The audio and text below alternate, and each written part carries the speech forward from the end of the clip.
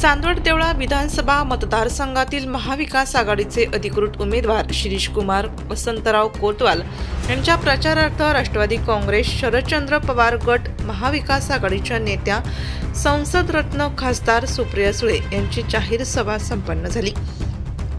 यावेळी या सभेला प्रमुख पाहुणे म्हणून डॉक्टर DL कराड, शिवाजीराव ढवळे तसेच राजू देखले हे उपस्थित होते। त्यांनी देखील आपल्या भाषणातून महाविकास आघाडीला मतदान करा, राज्यात सत्ता परिवर्तन करा, तसेच शेतकऱ्यांचा व गोरगरिबांचा प्रश्न मार्गी लागेल असे सांगितले। प्रमुख पाहुण्यांचा महाविकास आघाडी चांदवड तालुका यांच्या वतीने सत्कार करण्यात आला। यावेळी जो शेतकरी अडचणीत असेल त्या शेतकऱ्याला सरसकट कर्जमाफी होईल, तसेच लोकशाहीत प्रत्येकाला मतदान करण्याचा अधिकार आहे। त्याचप्रमाणे आमचे महाविकास आघाडीचे सरकार आले तर या देशातल्या महिलांचा सुरक्षेचा जबाबदारी घेऊन असे यावेळी खासदार सुप्रियाताई सुळे यांनी सांगितले।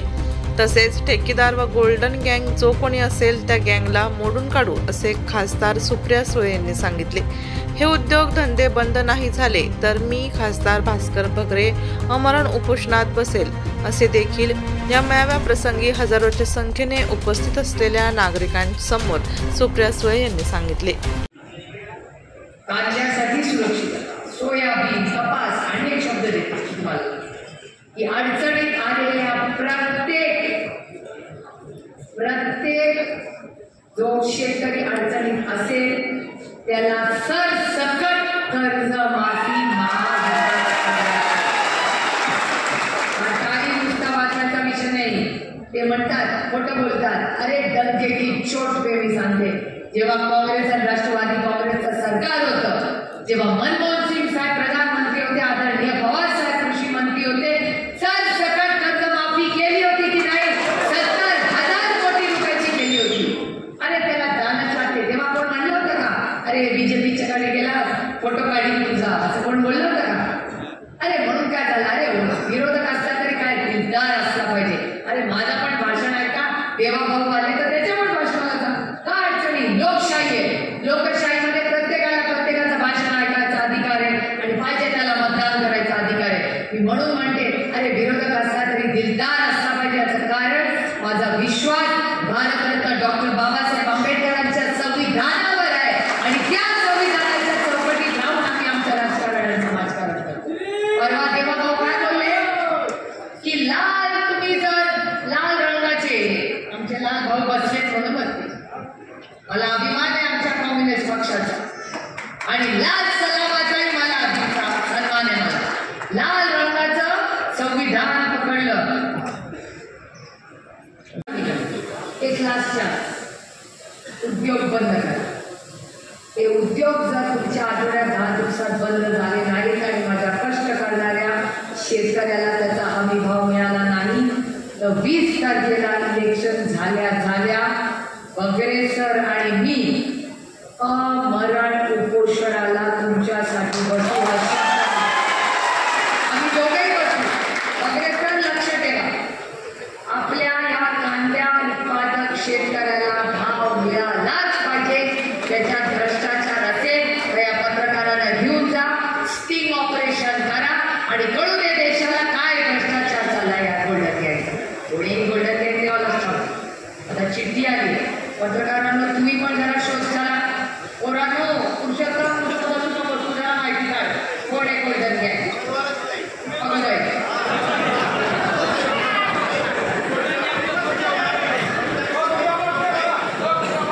परिवर्तन करायचं, हे परिवर्तन काय उगाच आम्हाला सत्तेत बसण्यासाठी नाही। सत्ता काय असते? सत्ता हे एक माध्यम आहे तुमच्या आयुष्यात एक चांगला बदल घडवण्यासाठी। नुसते रस्ते आणि बिल्डिंग बांधून सामाजिक परिवर्तन होत नाही। सामाजिक परिवर्तन जेव्हा होतं जेव्हा तुमच्या खात्यात पैसे पडतात, तुमची लेकरं शिकतात, तुमची मुलं MIDC मध्ये कामाला लागतात, तेव्हा सामाजिक परिवर्तन। आणि हे परिवर्तन आपल्याला करायचं आणि ह्या शेतकऱ्यांसाठी ही लढाई, आणि ही लढाई आपल्याला सगळ्यांना ताकदीने 20 तारखेला जिंकायची। काय नेमकं त्याचं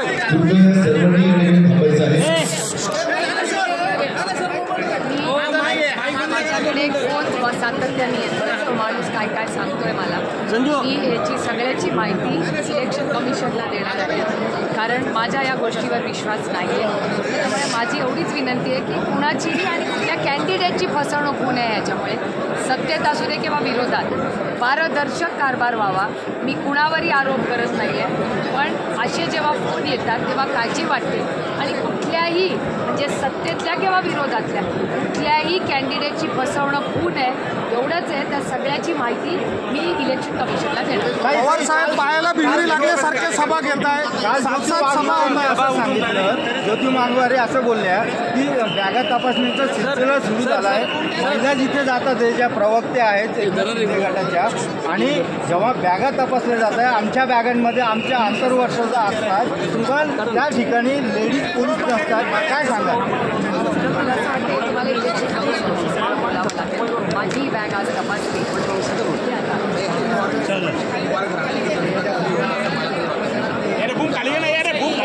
काय भूमिका करताय ते? दुसऱ्याला काय दोन देत नाही का? आणि हे इलेक्शन आमच्या कुटुंबाचं नाही आहे, एक वैचारिक लढाई आहे महाराष्ट्रावर होणाऱ्या अन्यायाच्या विरोधात. आणि मी माझ्या कुटुंबासाठी लढत नाही आहे, मी महाराष्ट्राच्या मायबाप जनतेसाठी लढते.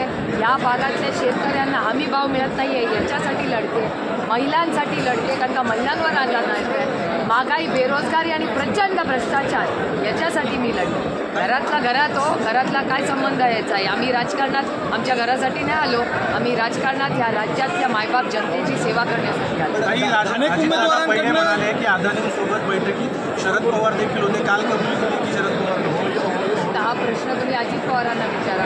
मी पहिल्याच दिवशी म्हणले होते की मला हे झालेलं माहिती नाही, आणि त्यांनीच स्टेटमेंट केलं आहे, त्यांनीच यू टर्न केला आहे. दोन्ही प्रश्न त्यांनाच विचारा, माझा काय संबंध नाही. पहिले साहेब असं म्हणायचं की माझ्यानंतर सुप्रियाकडे लक्ष द्या, मात्र आता ते नातवाकडे लक्ष द्या. मी स्वतः मुलासारखं आहे, त्यामुळे माझ्याकडे लक्ष का देत नाही असं अधिकार? 4 वेळा कुणाला उपमुख्यमंत्री केला, मला का रोहितला का युगेंद्र?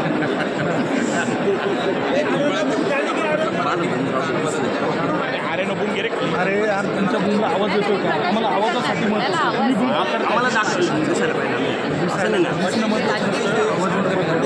या विधानावर अजितदादांपाठोपाठ पंकजा मुंडे ज्या भाजपच्या नेत्या आहेत त्यांनी देखील आले.